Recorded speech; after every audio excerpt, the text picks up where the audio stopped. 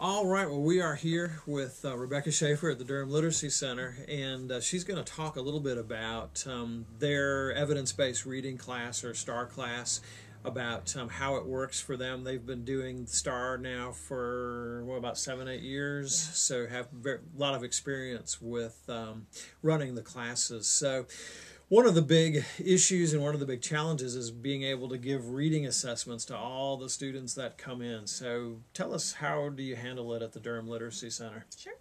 So when our students come in, the first process for intake is that they do a group orientation where they learn about the program.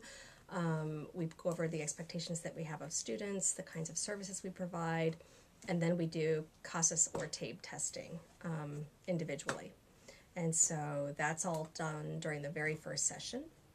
Then we invite students back for interviews and agreements, goal planning, all of those kinds of things. If a student, based on their TABE or CASAS, scored in that intermediate range of 4th grade to 8th grade, then we also schedule the oral diagnostic. Currently, only 2 staff members are doing the oral diagnostic assessments because we really wanted to make sure that we were both doing them exactly the same way with the same expectations, and the ratings that we were giving were calibrated to each other.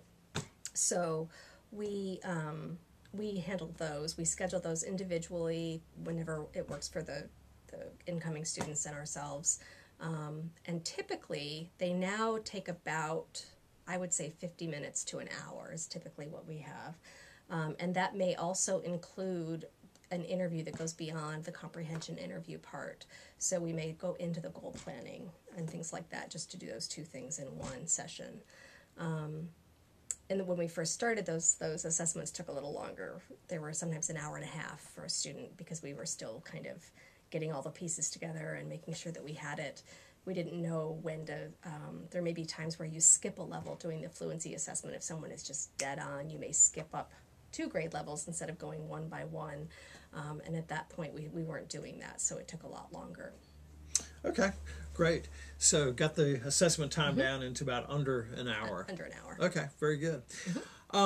One challenge also is, after we've given assessments to a group of students and we're trying to plan our instructional routine, how do you handle that to try to make things so they're not so complicated where you're trying to work with individual students? Could you give us some tips and pointers about how that works, please? Sure. So we create a table where you have all the students listed on a row, and then we have their instructional levels for each of the 4 components laid out.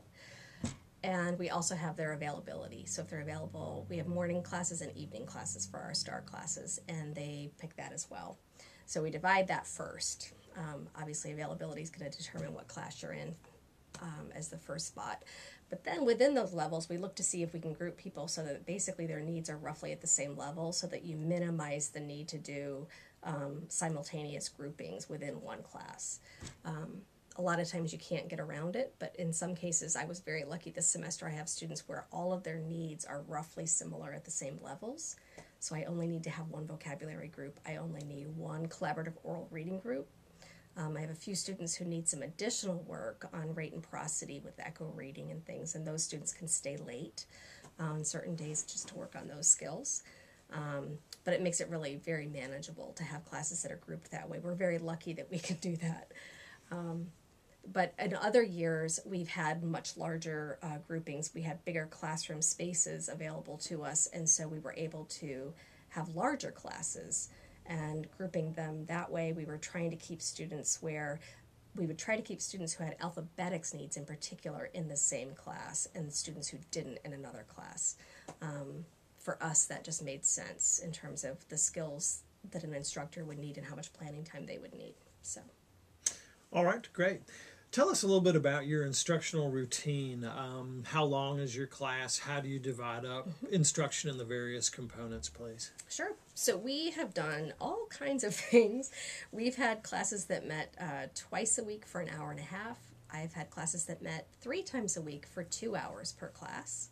And we've had classes that initially met once a week for an hour and a half. Currently, I'm keeping my classes at 2 hours twice a week.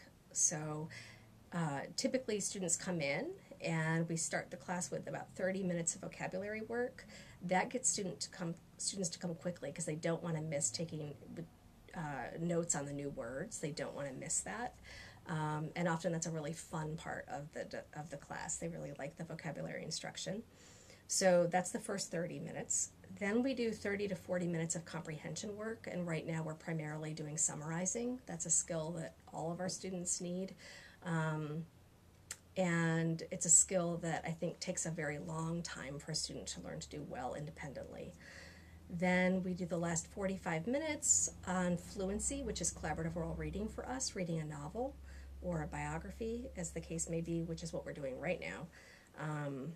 And that can go actually longer to a full hour, depending on how much time the other two pieces wound up taking that particular day.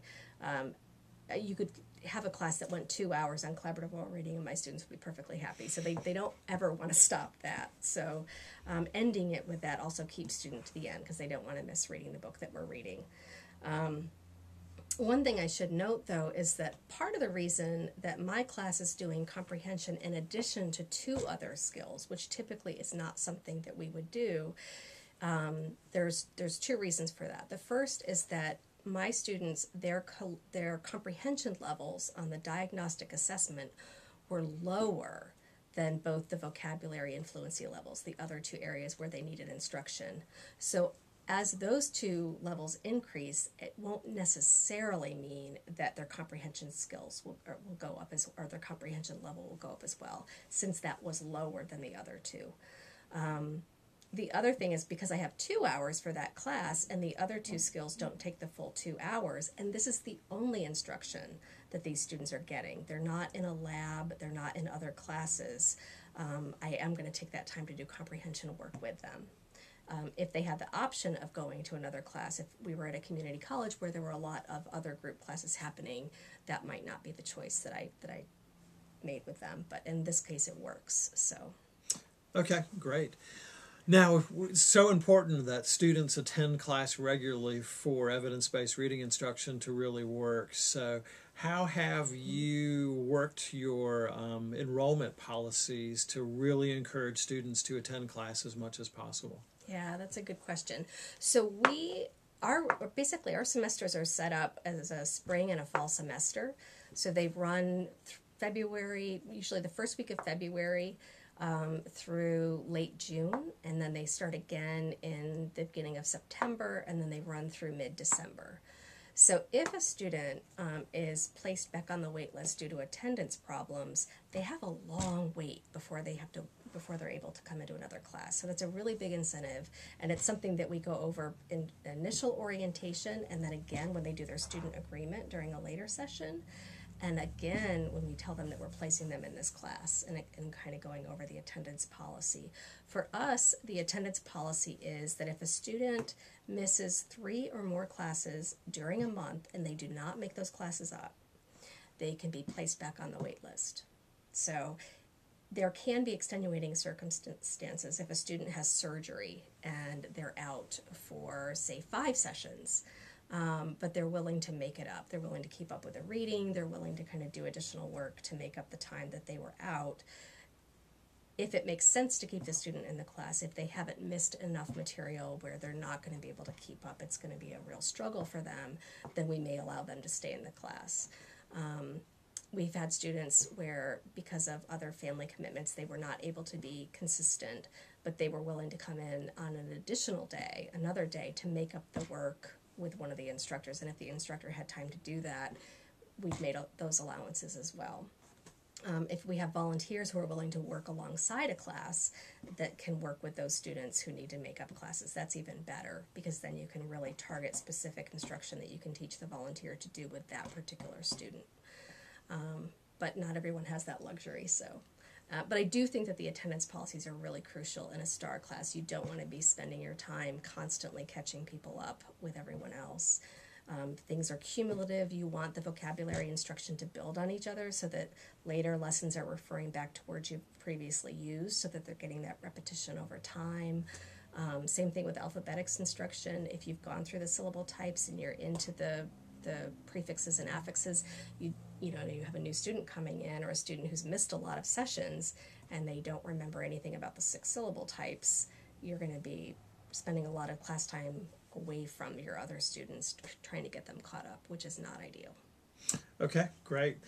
When you first started doing STAR, you really had to change the culture of your program because it was all one-on-one tutor working with student.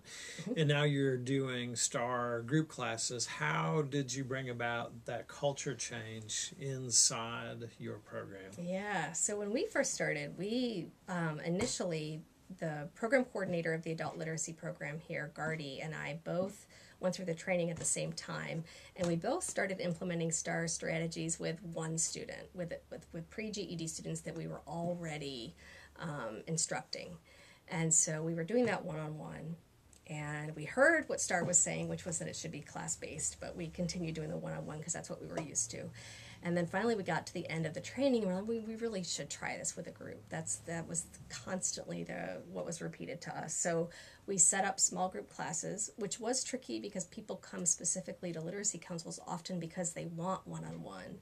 They have not been successful in small group or large class settings. And so we decided that with a certain set of students initially, we were only targeting 6th to 8th grade, not the full intermediate range, but the higher end. That for those students, their only option was to be placed in a small group class. So they had to take that, or else they would have to go elsewhere for services if their availability fit the times of the classes we were going to offer. And once we did that one semester, we haven't gone back because it's really, really incredible what you can do in a small group class versus one-on-one. Around things like vocabulary in particular, because you have these really dynamic conversations. People make mistakes that you can't always anticipate and that everyone benefits from. The power in having a student realize that, yeah, they're struggling with this, but they're actually doing great relative to other students in this other area is really great. Students encourage each other. You get this kind of group dynamic. People are calling each other outside of class to kind of talk through, can you make it? If you can't, could you get the vocabulary notes for me? I think those kinds of, I think of it as like having an identity of a student and as a classmate are really important for a lot of our students, and they haven't had that. So that also has been really great. Okay, great. One last question. STAR asks us to use leveled texts for instruction in the various areas. So tell us about some of your favorite leveled text resources that you like to use. We could do this all day. So the very first book that I taught in one of my STAR classes was Seed Folks by Paul Fleischman. And this is great. I think this is about a 4th grade reading level. This particular copy doesn't have the grade level on the front, which usually they do. But it's a great book about a community garden that this one young girl starts. And then each chapter is a vignette from the perspective of a different character in the community. And so it's a really sweet book. It's written for adult readers. And so there's nothing childlike about it. It's just a really great book. And you hear lots of different voices in it.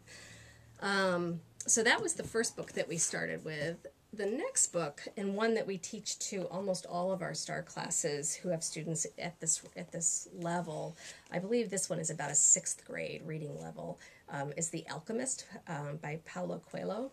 And this is a really great book that's got it's kind of like a road trip structure to it. So it's this person on a quest, on a journey. And it works with analogy. It deals with all kinds of great big ideas, but it's got a simple structure to it.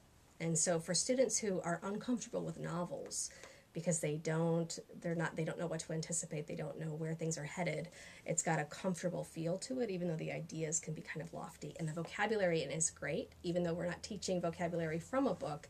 It kind of plants the seed of curiosity about words for a student. So this is a really great book. And as a matter of fact, one of my first students, we were teaching vocabulary not from this, but rather from the Townsend Press vocabulary series. We were doing, I think it was Building a Better Vocabulary.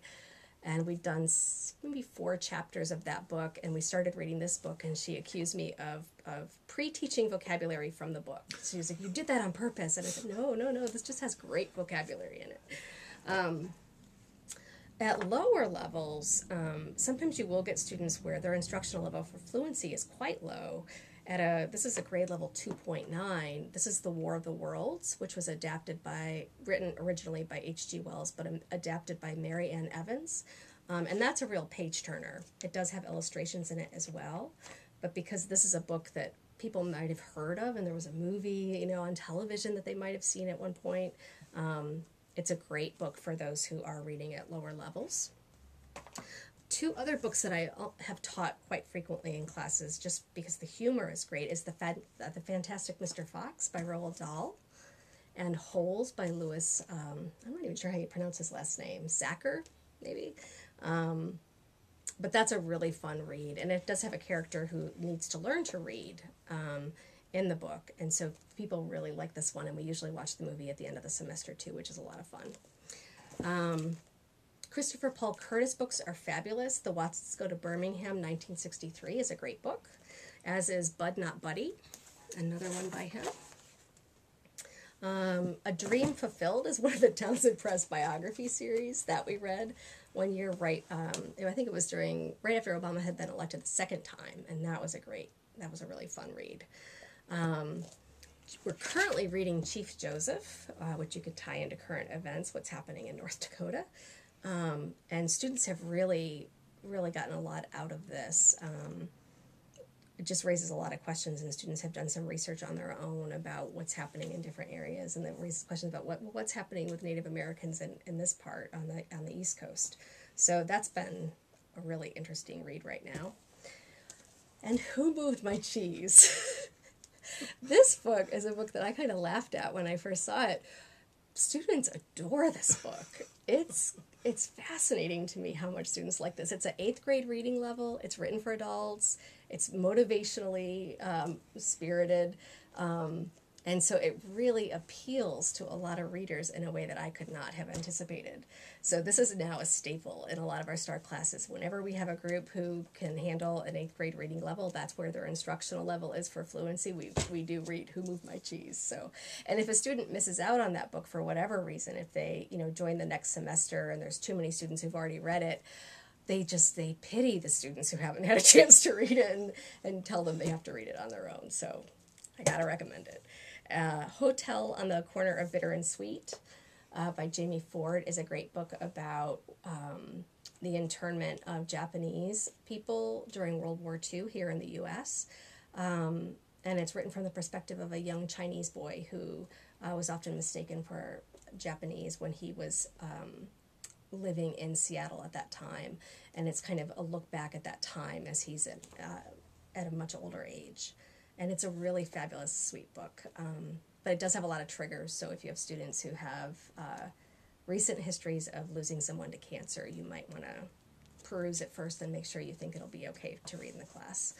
And lastly, this is one that I'm looking forward to do next with my class, As Brave as You by Jason Reynolds, which is about 2 young boys who go visit their grandfather, who's a very mysterious man with a lot of quirky habits. And so it looks like a lot of fun, very funny, and my students are eager to finish Chief Joseph to get to something lighter, so that should do it. Well, Rebecca Schaefer, thank you so much for giving us some tips about level text. Sure.